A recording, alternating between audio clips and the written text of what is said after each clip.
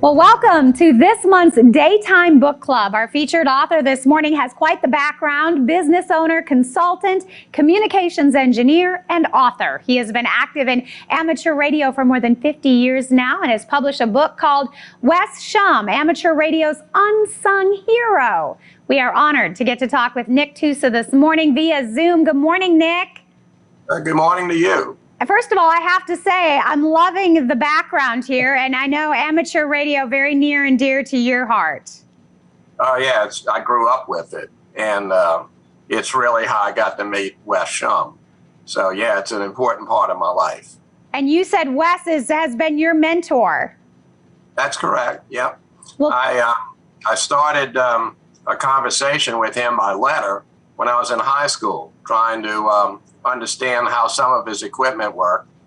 And we became friends later on when I was in college, and he mentored me when I started my businesses. And I can only imagine over the years how technology has evolved and the changes that you have seen in this communications field. Oh, sure. You know, the work that I do is for public safety communications, which is state-of-the-art digital radio communication networks. All this stuff in the background here is all vacuum tube technology from the 50s and 60s. So it's quite a bit different, and that's what keeps me fresh and on my toes. So what made you decide to take this and write a book about Wes?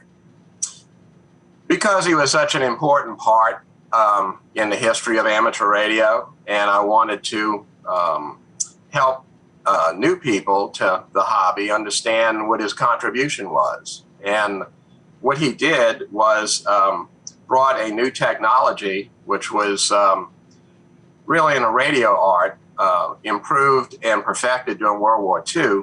He brought it to the amateur radio service, and he did it in a way that made it affordable for amateurs to experiment with it, improve it, and it took off. And he has a very interesting story in life, and I felt like it was one that others should know about, so that's why I wrote it. I bet it was pretty cool getting to know him on a different level as you were gathering all of that information to write the book. Well, you know, I worked with him for so long, I felt like I lived the story with him, so it was easy to write. Wonderful. And what role do you think amateur radio has played and sort of continues to play? Well, I believe it's a hobby that captures your imagination, and it did certainly for my generation when I was growing up in the 60s, because it was something that you could do and with your hands and your mind, and it got you to learn and question things, and that's what brought me to engineering. Engineers ask the questions what, why, and how.